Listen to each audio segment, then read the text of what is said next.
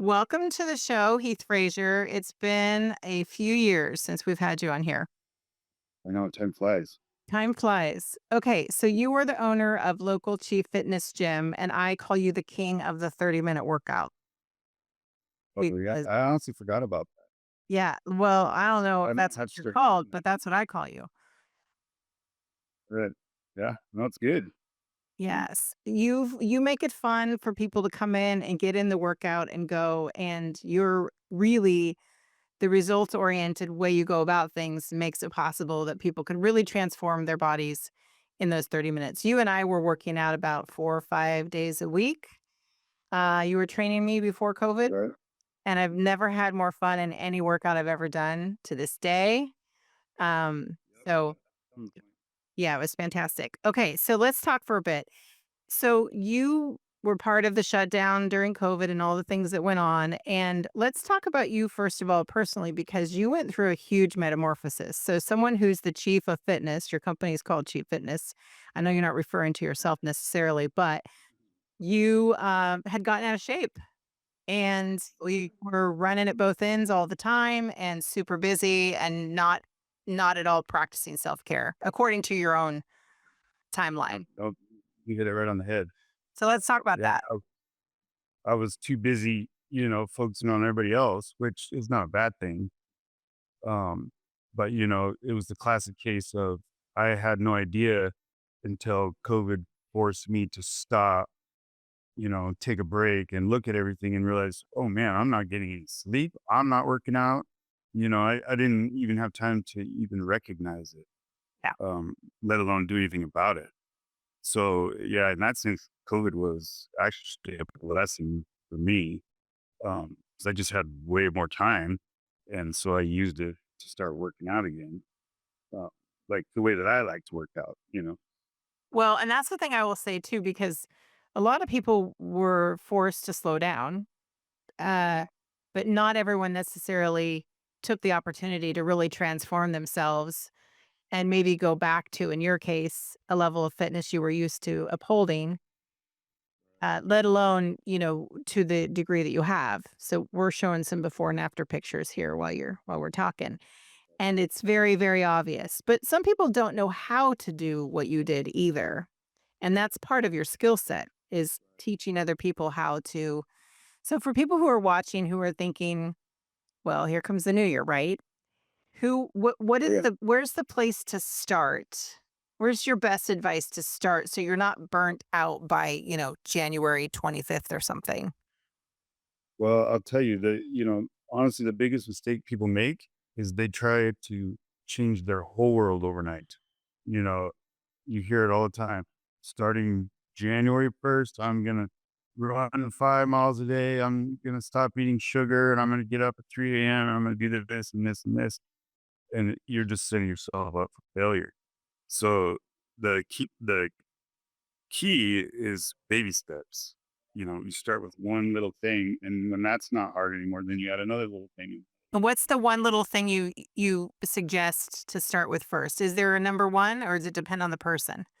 It depends on the person, but I'll tell you, I have clients, I call them my accountability clients that meet with them once a week, 1 week goals to just focus on those goals instead of the big picture. And, you know, a vast majority of them, their first goal is go to the gym twice, 2 times go to the gym. I don't even care what you do when you get there. Just go to the gym. If it's 10 minutes on a treadmill, whatever, I just want you to get in your car and go to the gym twice. That's this week's goal. When I And that, discovered you, I was someone who would go to the gym and maybe not even get out of my car. Sometimes it's on your phone, and I know I'm not alone because I've heard other people say it. You get busy on doing something else, and then next thing you know, you've blown 20 minutes, and that's the window you had, and you can't get in a whole hour or something. So then you just leave altogether. And I think that's what's so good about your concept about showing up and getting even a slow, short workout in just to start to build the habit of showing up. yeah, exactly. It's just something. Uh, yeah, I mean, what you just said about sitting in the parking lot, I've heard many times. And that's why I say I don't even care what you do when you go into the gym, just go. Walking And by. right, because just getting over that anxiety of actually doing that is a reality for a lot of people. I think that's true too. I have a desk treadmill at home. You and I have talked about this before. And the days that I get up and just put on the shoes that I wear specifically for that treadmill and don't even look at my phone or answer an email, I can easily bust out my 10,000 steps, 4 miles, walking and working, just answering emails and getting my day going. Exactly. But if I don't put on my shoes, I just as easily sit down and next thing I know, it's 6 hours later and I haven't even gotten up one time. Yep. And what you're saying is very common across the board. That's everyone. So, but you also remember when you do, like, let's say your goal is just to go to the gym. When you actually do it, you think how much better you feel about not just because you worked out, because you actually did what you said you were going to do. And so you start to build that positive feedback Honoring that commitment to and yourself. build on that. Right. So, okay, if the start from a physical point of view is to show up at the gym twice, what is the nutritional point of view? Is it drink the water first? What are the things that you would recommend first from a nutritional point of view? Uh, So when it comes to that, what I personalize it, with my clients, the first thing I'm do is keep a 7-day food journal, turn it into me, and it's not a test. I'm not judging you. I just want to see what your patterns are, what you're eating, what time you're eating, and then uh, use the same concept, baby steps. Okay, let's start with. Looks like you're eating. I'm just throwing it out there. A lot of Oreos. So this week you can only have Oreos twice. That's your nutritional goal for this week. So it depends on the person. But again, it comes down to that, like, you can't change years and years and years of habits overnight. It's just not going to happen. And that's the thing is people tell themselves, no, I'm going to do that. And then when they don't, they go, oh, yeah, see, I can't do this. I'm not any good. And then they go right back to, you know, so Well, we that. got out of shape slowly, so we have to build back slowly, right? I mean, it's the reverse engineering of what we've done. It's funny you mentioned Oreos. I maybe eat like 2 a year, and I happened to eat one yesterday. And This I just hear the word Oreo a lot with my clients, so that's, I think, in my head all the That must be the ultimate cheat food. Okay, let's take a break when we come back because what people might not know is that you also do self-defense training and you do it for adults and for kids. And you've got a class coming up this weekend. So to want to make sure this gets on the air before that and tell everyone what they can expect from that. And also give some people some tips for staying safe wherever you are and paying attention to your environment. So we'll be back. We're talking with Heath Frazier, owner of Chief Fitness here in Wenatchee. We'll be back in just a moment.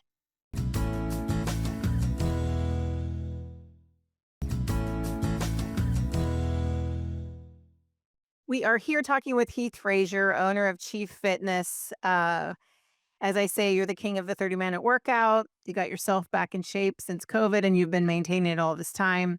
I see your posts sometimes you're in the gym, your workouts underway or done before I even really get my day going. So time. you're it's it's inspiring for sure. So let's talk about the self-defense aspect of what you do because maybe some people don't know that you also teach self-defense classes and you do personal training. People can reach out to you for that too. But let's talk about the class you have coming up for kids specifically and where you start. Is it just starting to build awareness of their surroundings or how to get out of hopefully find a way out of a scary situation? What is the idea behind starting with kids? Yeah, so I mean, it depends on the age, but with the younger kids, you know, um, like you said, building awareness, and I teach them to start learning to trust their instincts, and because you're not trying to create this negative picture of the world to them necessarily. But, it's like even my 14-year-old, I was testing him and I said, okay, hey, if somebody comes to the door, I don't want you to open the door for anyone unless you're 100% sure that you know who that is. And he said, or the UPS guy. Uh, this is what I'm talking about. So, I said, no, people will dress up as the UPS guy, Yeah. you know? Or put a package and ring the bell and act like they're running off and then wait for you to open the door. There's all kinds of things like that these days, unfortunately. Right, right. So it's tricky because again, I'm not trying to scare them or freak them out, but I do want them to be aware and, and then I teach them basic, for example, one of the main things I teach is if, hey, if somebody grabs you and is trying to take you, I just want you to remember, just throw a fit.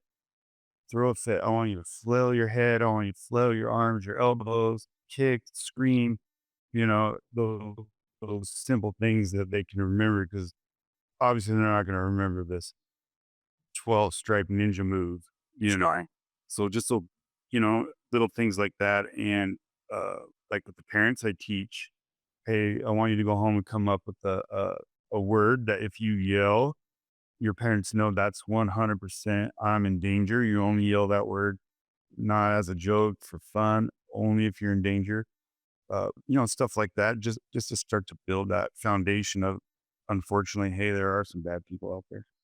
Well, and we have a safety word in our family, that we know, and it's been that word, and we've never had to use it, thank God. But we know what it is, and so even today with AI, and people can disguise voices and call and say, "Hey, I'm your mom. You're calling for your mom," or disguise their voices. If you've got that keyword, that secret word, then hopefully that helps Well, that's minimize some of that risk. that the AI thing. That's good. I didn't even think.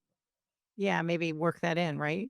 I mean, it's the way of the world, unfortunately, today.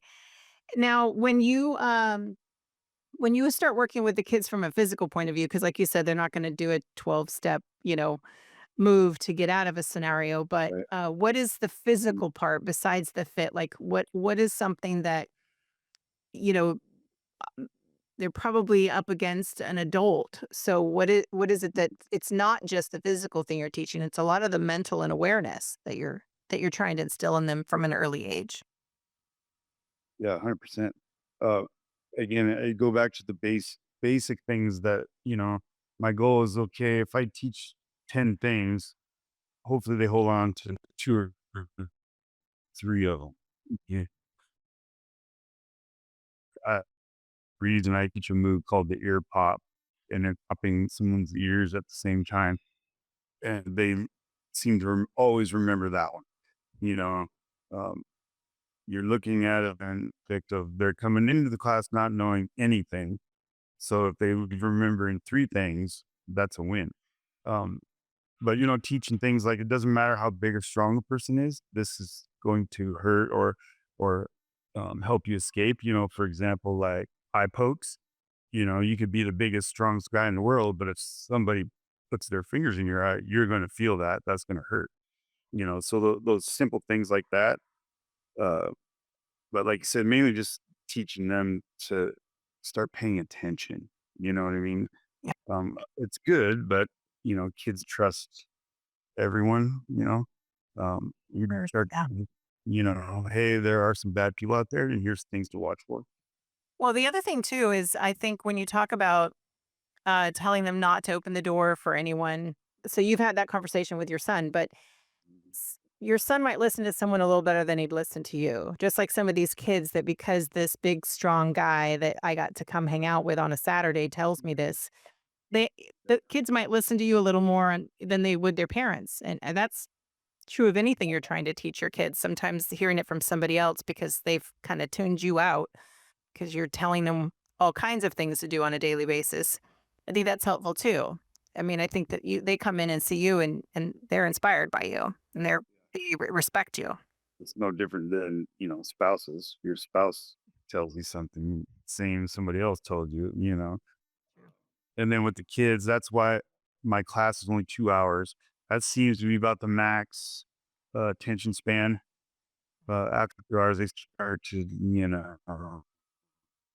lose focus. So 2 hours is a sweet spot, for them to pay attention. Well, let's take another break. When we come back, you also have for adults, and that's a whole different thing.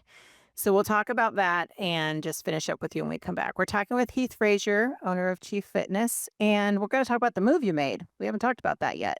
It's been a couple years now, 2-year anniversary coming up of your move from your gym to sharing space. We'll be back in just a moment.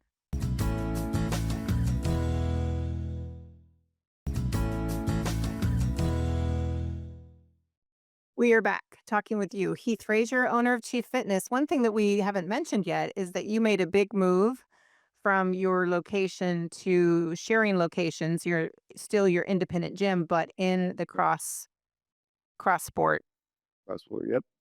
location. So how has that gone? It's been almost 2 years, 2 years now. Yeah. It's great. It's actually went better than I thought.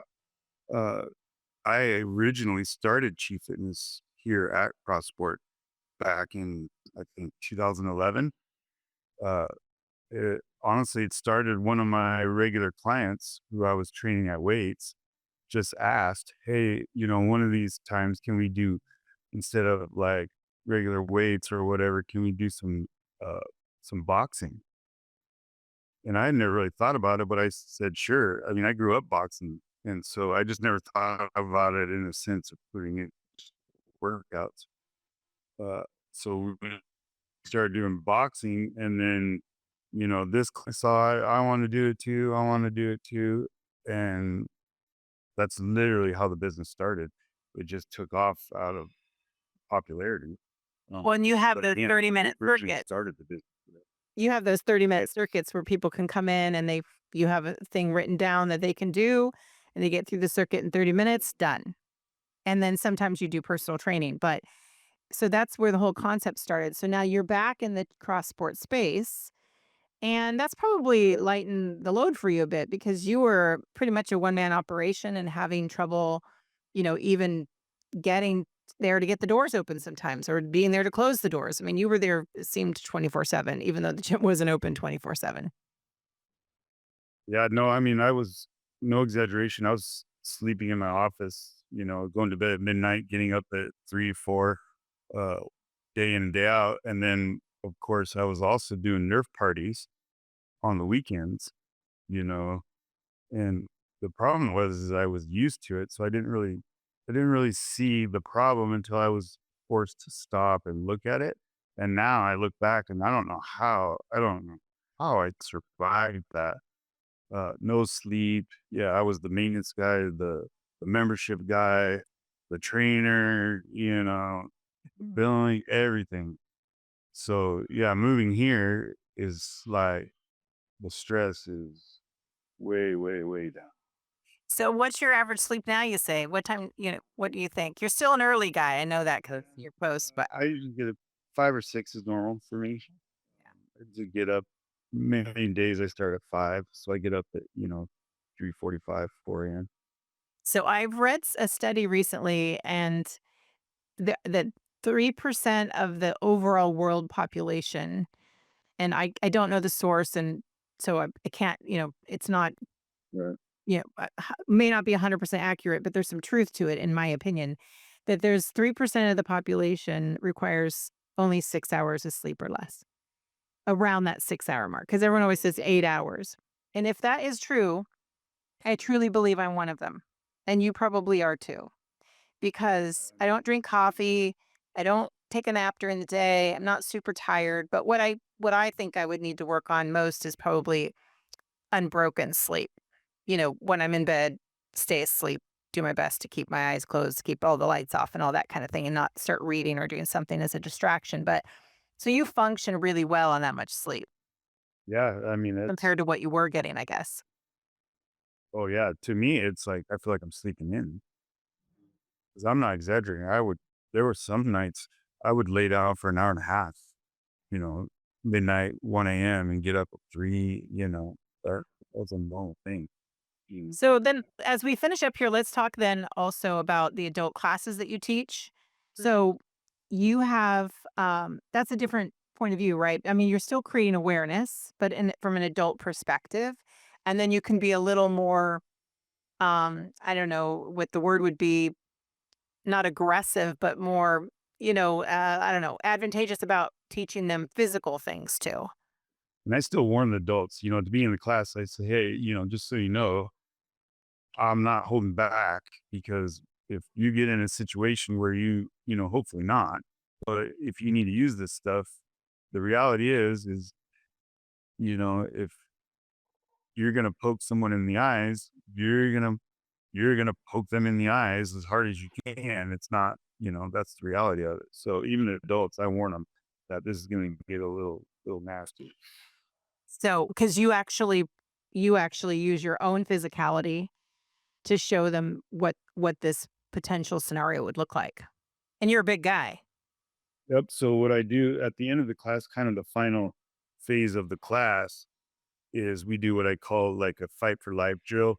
Uh, my whole goal really of the with the adults, because it's women, is to get them from that fight or flight, intimidated, scared, I don't know what to do, to the end of the class. I put the gear on and they're screaming and kneeing as hard as they can, throwing elbows, because that's what it comes down to. If you're in a bad situation, you're not going to remember all these cool John Wick ninja moves. I just want them to remember that mentality of flip the switch and fight for your life. There's no wrong thing to do here other than do nothing. Right. And so, I want you to go 100% as hard as you can. You got nothing to lose. So it's more the mentality than necessarily what the mood is. And you're still in a panic if something were like that were to happen, but maybe like you said, there's gonna be some form of like a switch goes off, like, this is what they're gonna hear you in their head, and I remember hearing years ago someone saying, like, "Never let them take you to the second location." So you're just trying to avoid getting thrown in a car or whatever the case, dragged somewhere where no one else can see you, trying really to fight hard to not be stuck in that place. Yep. It's just that survive mentality. Um, and I teach it in phases. Obviously, the main goal is to never have to use it. Sure. So teach like, okay, let's talk about ways to avoid even getting in a situation where you guide yourself, and what are some things you can do to help avoid it. And then I teach it as, okay, none of that worked, or we got into a position where you actually have to defend yourself. Now what? So doing steps like that. And gut instinct, I had something happen when I was on tour in Philadelphia, and I'm 100% sure if I hadn't not worried about that person's feelings and took a moment and acted like I forgot something in my car and turned around and kind of startled him and walked off, absolutely 100% sure something bad would have happened to me. So the gut instinct is important too. Well, thank you so much Mm, for being here. I love talking to you and catching up.